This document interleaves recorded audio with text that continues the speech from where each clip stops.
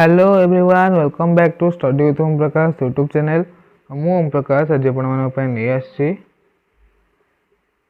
दशम श्रेणी जो तृतीय चैप्टर अच्छी जो एसीएल तो तार पिला माने पूरा फुल नोट्स तो सर्ट नोट पिला तुम मैंने बहुत पिला रिक्वेस्ट कर सर्ट नोट गुड़िया दरकार हो तुम मानकर तो पूरा विषय तो सब जाक नोट करे तो कष्ट हो तुम मानक तो सर्ट नोट गुड़िया तुम मानक नहीं आसी पूर्व अलरेडी दुटा चैप्टर अपलोड हो सारी तो फास्ट पोषण और पोषण ये दुटा चैप्टर तुम फास्ट और सेकेंड चैप्टर से कौन अपलोड हो सारी एवं आम मैंने कौन करें परिवहन और संचालन चैप्टर नोट गुड़िया सब जाक देखा तो नोट तो शायद वीडियोटा लंबा हो जाए 20-30 मिनट हो जाए तो गोटे पार्ट पे सारे चेष्टा करें तुम पूरा नोटा को तो खाली पोषण चैप्टर नोटा कौन ना 4टा पार्ट अच्छी बहुत लंग था तो 4टा पार्ट रहा आपर शोषण आज अपलोड हो शोषण अच्छी गोटे पार्ट अच्छी नोट गुड़िक आईटा पे गोटाए पार्ट तुम सारिदेवा तो तुमने जी सब से नोट गुड़े देखी ना तो डिस्क्रिप्शन में लिंक मिल जाए तुमको तुमने देखिपर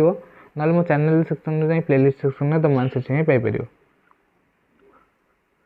तो वीडियो स्टार्ट करने पूर्व कही रखुच्छी जैसे चैनल को सब्सक्राइब करना चैनल को सब्सक्राइब करनी पाखे थे बेल आइकन पर क्लिक कर ऑल नोटिफिकेशन पर सिलेक्ट करना वीडियो लाइक कर साथ शेयर कर आज जैसे टेलीग्राम ग्रुप में जॉइन है टेलीग्राम ग्रुप में जॉइन हो जाए लिंक डिस्क्रिप्शन में अच्छी से तुमने कौन जो डाउट पचार पार तुम जहाँ भी रहा तुम क्वेरी गुड़िक सब पचार पार से पीडीएफ वीडियो आर नोट पीडीएफ वीडियो पाई जापर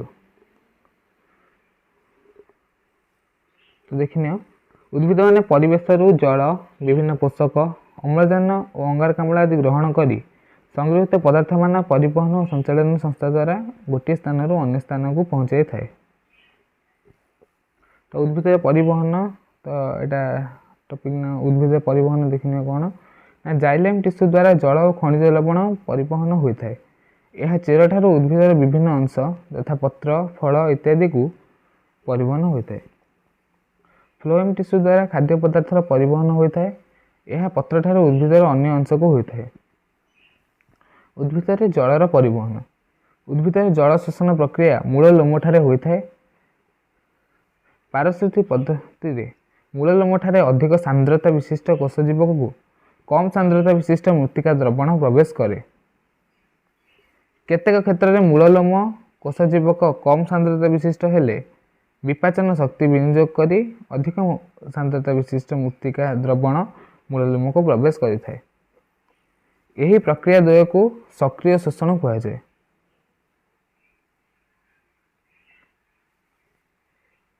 विसरण प्रक्रिया रे जल और खनिज लवण जाइलेम टिश्यू मध्य को प्रवेश करे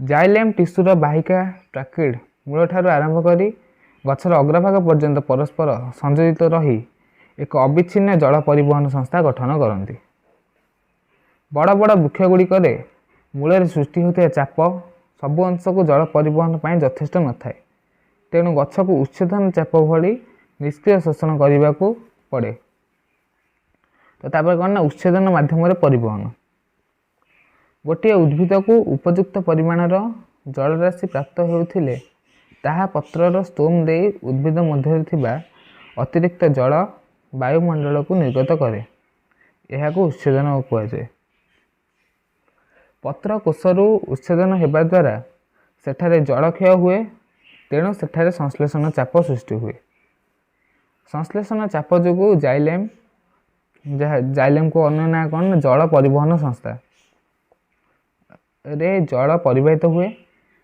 यह द्वारा उद्भिदर मूलरू ताहार उपर अंश को जल प्रवाहित हुए ए प्रकार शोषण को जलर निष्क्रिय शोषण कहुए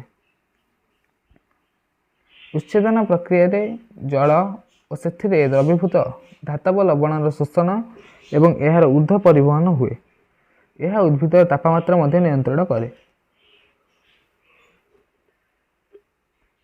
उद्भिदर उच्छेदन मुख्य अंग स्तोम को कहुए यह छड़ा त्वचा वरण बातरंध्र मध्य थाए उद्भिद पत्र रे अधित्वचार उपरि भाग रे अठालिया पदार्थ द्वारा त्वचा वरण गठित होता है यह बड़का जल को जलीय बाष्प आकार रे उद्भिद निर्गत करे कांड और फल किंबा बड़ बड़ गछर बकल रे यह अति सूक्ष्म खोला अंश भाव बढ़ी रही है। यह साहाय्य अल्प परिमाण उच्छेदन संघटित होता है। पोषकर परिवहन सबुज पत्र आलोक शोषण द्वारा सृष्टि होता श्वेतसार तार विभिन्न अंशर आवश्यक अंग को परिवाहित हुए। यह पोषकर स्थानांतरण कहुए। फ्लोएम द्वारा पोषक परिवहन हुए।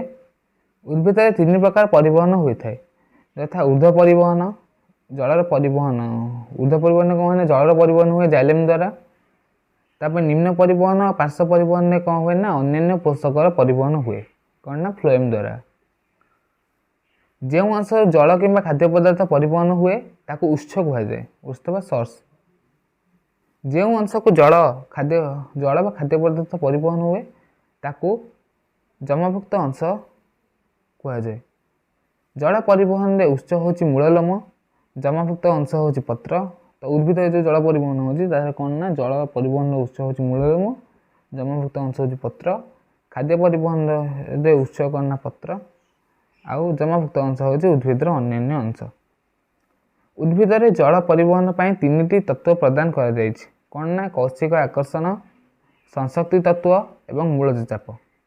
तो देखने कौशिक आकर्षण कौन, उद्भिद मध्य जाइलेम टिश्यू कौशिक नली परि कार्य करे एवं यह मध्य दे जल कौशिक आकर्षण जोग ऊपर को उठे। जलर उच्चता नलीर व्यास उपर निर्भर करे। नलीर व्यास जिते छोट हुए जलर उच्चता सेतिक अधिक हुए। 1 मिलीमीटर व्यास विशिष्ट जाइलेम रे जल प्राय 3 मीटर ऊपर को उठी पारे। 1 विभक्त 100 मिलीमीटर व्यास विशिष्ट जाइलेम रे जल प्राय 3 मीटर ऊपर को उठी पारे और 1/1000 मिलीमीटर व्यास विशिष्ट जाइलेम जल प्राय 10 मीटर ऊपर को उठी पारे। छोट छोट उद्भिद जल यही प्रक्रिया रे परिवहन होता है। तापर कौन ना मूलज चाप। जल परिवहन पाई मूल जो चाप प्रयोग करे ताकू मूलज चाप कहुए। मानोमीटर द्वारा मूलज चाप को मपा जाई पारिबो। तो मूलज चाप मापिया यंत्र कौन ना मानोमीटर। यही तथ्य को परिवहन क्षेत्र में विशेष भाव ग्रहण करा जाए नहीं, कारण बेले बेले उच्छेदन समय मूलज चाप कम देखा जाए था एवं डेंगा उद्भिदर अधिक चाप रहिबा परिवर्ते मूलज चाप कम रही है। तापर तत्वटा कौन ना संशक्ति तत्व। संलग्न बल कौन ना समान प्रकार कणिका मध्य थिबा बल को संलग्न बल कहुए। तापर संशक्ति बल कौन ना भिन्न भिन्न प्रकार कणिका मध्य थिबा बल को कहुए कौन ना संशक्ति बल। तापर संशक्ति तत्व देखने डेफिनेशन। पत्र उच्छेदन प्रक्रिया जल क्षय हेतु पत्र फलक जलर विसरण चाप कमी जाए फल पत्र शिरा प्रशिरारू पत्र फलक को जल आसी थाए। यह द्वारा शिरा प्रशिरारे मध्य जलर विसरण चाप कमी जाए। पत्र फलक और शिरा प्रशिरारे जल चाप पूर्वपरि रखापी जाइलेम टिश्यू मध्य दे जल प्रवाहित हुए। जलर यही धारा उच्छेदन प्रक्रिया जो निरवच्छिन्न रहे, तेणु यह उच्छेदन स्रोत कहुए। यही स्रोत 2 प्रकार बल जो निरवच्छिन्न रहे, कौन ना जाइलेम नली मध्य जल अणु गुड़िक संशक्ति बल और जल और जाइलेम मध्य संलग्न बल। कौशिक आकर्षण, मूलज चाप और संशक्ति बल संलग्न बल मिलित प्रभाव में उद्भिद जल तथा पोषकर परिवहन संभवपर होता है। मनुष्य शरीर परिवहन संस्था। तो उद्भिदर पिला परिवहन संस्था सरीगला, तब मानवर परिवहन संस्था देखा। तो मानव शरीर परिवहन संस्था फास्ट कौन आसे ना रक्त संचालन, कहीं रक्तटा आम मुंडा ठार गोड़ पर्यटन सबू अंग रक्त संचालन होती, तो यहाँ फास्ट आसो सब। तो देखने तार डेफिनेशन कौन अच्छी ना शरीर में रक्त बहन करुवा नली को रक्तवाही नली कहुए। रक्तवाहिनी 3 प्रकार, कौन ना धमनी, शिरा एवं रक्त कौशिक। अनुमान करा जाए जे मानव शरीर में प्राय 96,000 रु 1,60,000 किलोमीटर पर्यंत नली बिछाई होइछि। हृत्पिंडर संकोचन और प्रसारण द्वारा रक्तनली रक्त प्रवाह हुए। हृत्पिंड संकोचन जो रक्त माध्यम अम्लजान और खाद्य धमनी रक्त कौशिक दे कोष निकट में पहुँचे। कोषरू बाहर अंगारकाम्ल और वर्ज्यवस्तु प्रथम शिरा रक्त कौशिक, तापर छोट शिरा और तापर शिरा मध्य दे हृत्पिंड को आसे। शिरा उपरिस्थ मांसपेशी संकोचन द्वारा रक्त हृत्पिंड को आसी थाए ଏବଂ ଶିରା ମଧ୍ୟରେ ଥିବା କପାଟିକା ରକ୍ତକୁ ପଛକୁ ଫେରିବାକୁ ଦିଏ ନାହିଁ। ୱିଲିୟମ ହାର୍ଭେ ପ୍ରଥମେ ରକ୍ତ ସଞ୍ଚାଳନ ଆବିଷ୍କାର କରିଥିଲେ। ତ ରକ୍ତ ସଞ୍ଚାଳନର ଆବିଷ୍କାରକ କିଏ? ନା ୱିଲିୟମ ହାର୍ଭେ। ନଳୀ ମଧ୍ୟରେ ରକ୍ତ ସଞ୍ଚାଳନ ହେଉଥିବାରୁ ଏହାକୁ ଆବଦ୍ଧ ସଞ୍ଚାଳନ କୁହାଯାଏ। ତ ଆମର ହୃତ୍ପିଣ୍ଡ କେତେ? ନା 4 କୋଠରୀ ବିଶିଷ୍ଟ। କ'ଣ ନା ଉପରେ 2ଟି ଅଳିନ୍ଦ ଅଛନ୍ତି ଆଉ ତଳେ 2ଟି ନୀଳ, ତ 4ଟା କୋଠରୀ ବିଶିଷ୍ଟ। ତ ଏଇଟା ଦେଖ, ଏଇ ହୃତ୍ପିଣ୍ଡ ଗଠନ ଏଠି ଦେଖିନିଅ, ଏଠି ଅନ୍ତର୍ଗଠନ ଆଉ ବାହ୍ୟ ଗଠନ ଦୁଇଟାଙ୍କ ଗଠନ ଅଛି। ତ ଏଇଟା ଦେଖ, ଏଇଟା ହେଉଛି ମହାଧମନୀ, এইটা হচ্ছে ফুসফুস ধমনী, এটা ফুসফুস ধমনী, এইটা হচ্ছে ঊর্ধ্ব মহাশিরা, এই যে পার্টটা এইটা হচ্ছে নিম্ন মহাশিরা, এইপটে এইটা হচ্ছে তোমার কণ না, এইটা হচ্ছে দক্ষিণ নীলয় আর এইটা হচ্ছে বাম নীলয়, সরি এইটা হচ্ছে বাম নীলয় এইপট এরিয়াটা, আর এটা তোমার হৃদধমনী এটা, আর এপটটা হচ্ছে অলিন্দ, বাম অলিন্দ। তো বাহ্য গঠন দেখিলে না, অন্তর্গঠন দেখিনিও, এটা অন্তর্গঠন বহি থব, তুমি দেখি মধ্যে নেব। তো এটা অন্তর্গঠনটা তোমার এই টাইপর হৃৎপিণ্ড মঝিরে দ্বিফাড়া করে কাটিবা, তো সেটা এই টাইপর দেখাଯିବ। তো এটা মধ্যে তোমার বইরে আছে, তুমি দেখি নেব। দক্ষিণ অলিন্দ କ'ଣ? দক্ষিণ অলিନ୍ଦরে ঊর্ধ্ব মহাশিরা, দক্ষিণ অলিନ୍ଦরে ঊর্ধ্ব মহাশিরা ଆଉ ନିମ୍ନ ମହାଶିରା ଆସି ସଂଯୁକ୍ତ ହୋଇଛନ୍ତି। ଦକ୍ଷିଣ ନୀଳୟରେ ଫୁସଫୁସ ଧମନୀ ସଂଯୁକ୍ତ ହୋଇଛନ୍ତି। ବାମ ଅଳିନ୍ଦରେ ଫୁସଫୁସ ଶିରା ସଂଯୁକ୍ତ ହୋଇଛି ଏବଂ ବାମ ନୀଳରେ ମହାଧମନୀ ସଂଯୁକ୍ତ ହୋଇଛି। ନୀଳ କ'ଣ ନା ଧମନୀ ସହ ସଂଯୋଗ ହୋଇଛି, ଅଳିନ୍ଦ ଶିରା ସହ ସଂଯୋଗ ହୋଇଛି। ନୀଳ ଓ ଧମନୀ ମଧ୍ୟରେ ଥିବା କପାଟିକାକୁ କ'ଣ କୁହାଯାଏ? ନା ଅର୍ଦ୍ଧଚନ୍ଦ୍ରାକୃତି କପାଟିକା। ବାମ ଅଳିନ୍ଦ ଓ ବାମ ନୀଳ ମଧ୍ୟରେ ଥିବା କପାଟିକା କ'ଣ କୁହାଯାଏ? ନା 2 ପାଖୁଡ଼ା ବିଶିଷ୍ଟ କପାଟିକା। ଦକ୍ଷିଣ ଅଳିନ୍ଦ ଓ ଦକ୍ଷିଣ ନୀଳ ମଧ୍ୟରେ କ'ଣ ଥାଏ? ନା 3 ପାଖୁଡ଼ା ବିଶିଷ୍ଟ କପାଟିକା। ତ ଏଇଟା ସବୁ ମନେ ରଖିବ, ତୁମର ଏ ପଏଣ୍ଟ ଗୁଡ଼ା ତୁମ ସର୍ଟରେ ସେଥିପାଇଁ ନୋଟ୍ କରିଦେଇଛି, ତ ତୁମେ ସମସ୍ତେ ମନେ ରଖିବ। ଆଉ ସମସ୍ତେ କ'ଣ କର, ଫାର୍ଷ୍ଟ ଅଫ୍ ଅଲ୍ ଚ୍ୟାନେଲକୁ ସମସ୍ତେ ସବସ୍କ୍ରାଇବ୍ କର, ଓକେ।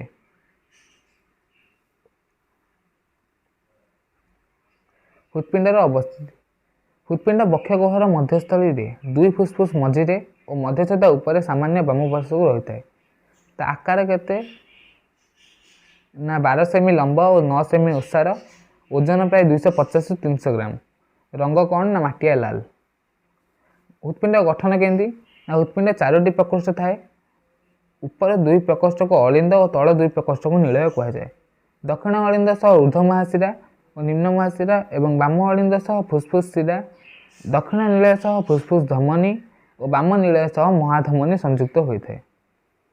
ଦକ୍ଷିଣ ଅଳିନ୍ଦ ଓ ନୀଳୟ ଦ୍ୱାରରେ 3 ପାଖୁଡ଼ା ବିଶିଷ୍ଟ କପାଟିକା ଏବଂ ବାମ ଅଳିନ୍ଦ ଓ ବାମ ନୀଳୟ ଦ୍ୱାରରେ 2 ପାଖୁଡ଼ା ବିଶିଷ୍ଟ କପାଟିକା ରହିଥାଏ।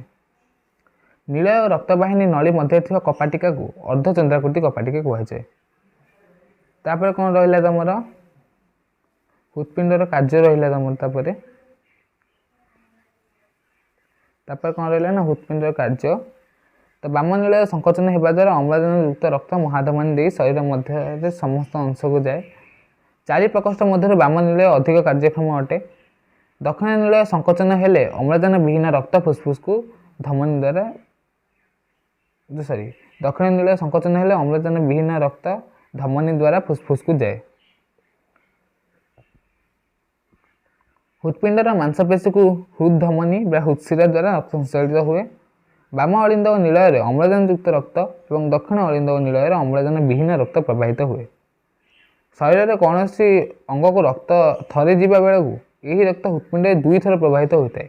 ଏହି ପ୍ରକାର ରକ୍ତ ସଞ୍ଚାଳନକୁ ଦ୍ୱୈତ ରକ୍ତ ସଞ୍ଚାଳନ କୁହାଯାଏ। ବା ତମର କୋଶ୍ଚିନ୍ କ'ଣ ପଡ଼ିପାରିବ? ନା ମାନବର ରକ୍ତ ସଞ୍ଚାଳନ ପ୍ରକ୍ରିୟାକୁ କେଉଁ ପ୍ରକାର ରକ୍ତ ସଞ୍ଚାଳନ କୁହାଯାଏ? ନା ଦ୍ୱୈତ ରକ୍ତ ସଞ୍ଚାଳନ କୁହାଯାଏ। ତ ତୁମମାନେ ଏଇଟାକୁ ମନେ ରଖିବ ଭଲ କିନା। ତ ତାପରେ କ'ଣ? ଏଇଟା ଦେଖ କ'ଣ ନା ଏଇଟା ଫୁସଫୁସର କାର୍ଯ୍ୟର ଗୋଟେ ନିଦର୍ଶନ ଦିଆହେଇଛି। ତୁମେ ଏଇଟା ତୁମ ବହିରେ ବି ଅଛି, ତୁମେ ଦେଖିନେବ, ସର୍ଟକଟ୍ରେ ଦିଆହେଇଛି ଏଇଟା ଆମ ଶରୀରରେ ରକ୍ତ କିପରି ପ୍ରବାହିତ। ତାପରେ ଆଉ ଗୋଟେ କ'ଣ? ମାଛରେ ରକ୍ତ ସଞ୍ଚାଳନ। ତ ମାଛରେ କ'ଣ ନା ଏକକ ସଞ୍ଚାଳନ ଦେଖାଯାଏ। ଏହାର ହୃତ୍ପିଣ୍ଡ 2ଟି ପ୍ରକୋଷ୍ଠ ଥାଏ, ତାର ଗୋଟାଏ ଅଳିନ୍ଦ ଥାଏ ଆଉ ଗୋଟାଏ ନୀଳ ଥାଏ। ତ ଆମର ଯେମିତି 4ଟା ପ୍ରକୋଷ୍ଠ ଅଛି, ତାର 4ଟା ନଥାଏ, ତାର 2ଟା ଥାଏ ଜଷ୍ଟ।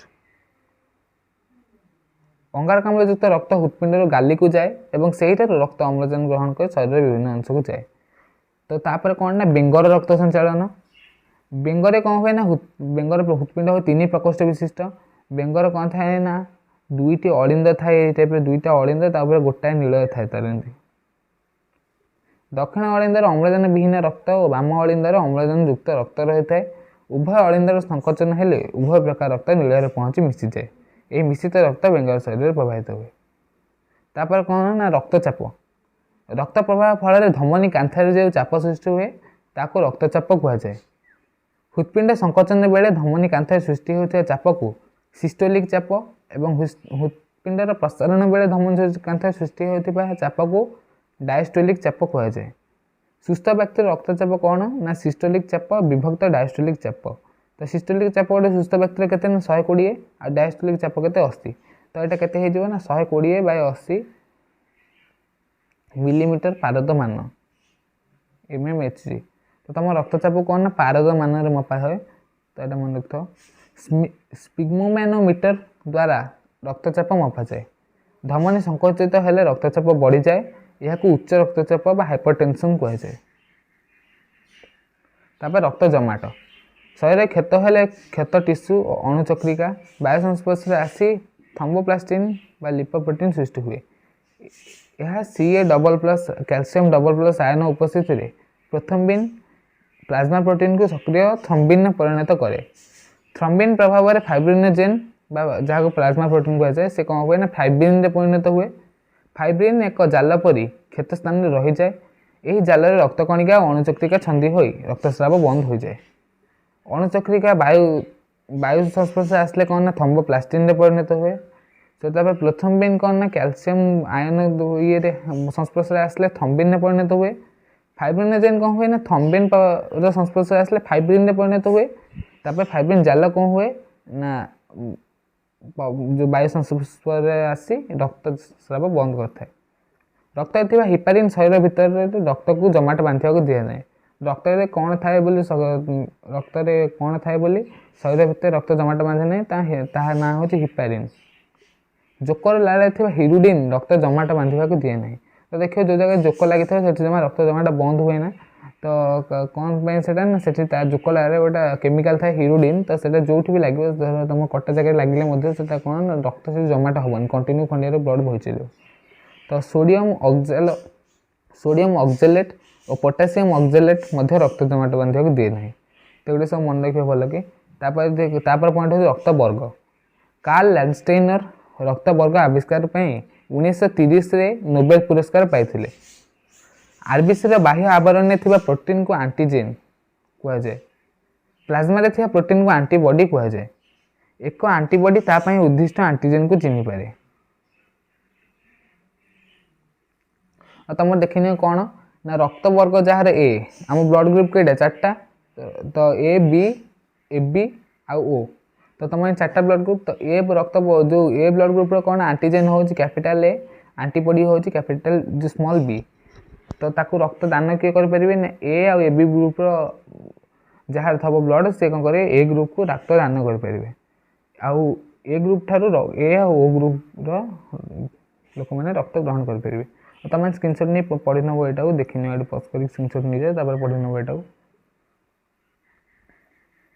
तापर एबी कौन ना सर्वजन ग्रहण बा सर्वजन ग्रहिता कहुए। समस्त एबी वर्ग रक्त ग्रहण कर किंतु मात्र केवल एबी वर्ग को दान कर से आउ को वर्ग को दान कर ना। किंतु ओ रक्त वर्ग कौन ना सर्वजन दाता से समस्त को रक्त दे पार किंतु केवल ओ वर्ग ठार रक्त ग्रहण कर। तो RH वर्ग कौन ना लैंडस्टेनर पाती मांकड़र आरबीसी आवरण थी एक प्रकार एंटीजेन देखा पाइले। यह RH एंटीजेन नाम दि जाता। जो मनुष्यर आरबीसी RH एंटीजेन थाए ताको RH+ पॉजिटिव और जहाँ आरबीसी RH एंटीजेन न थाए ताको RH नेगेटिव कहुए। RH नेगेटिव रक्त वर्गर मनीष को RH पॉजिटिव रक्त दिगले RH नेगेटिव व्यक्तिर मृत्यु घटी थाए। तो तुम RH कौन RH हूँ मांकड़र जो पाती मांकड़र नाटा रेसस। तो रेसस रू तुम RH नहीं कि अरेस्ट करते पाती मांकड़र इंग्लीश ना। तो पे तुम भिडियो पूरा नोट सर जाइए।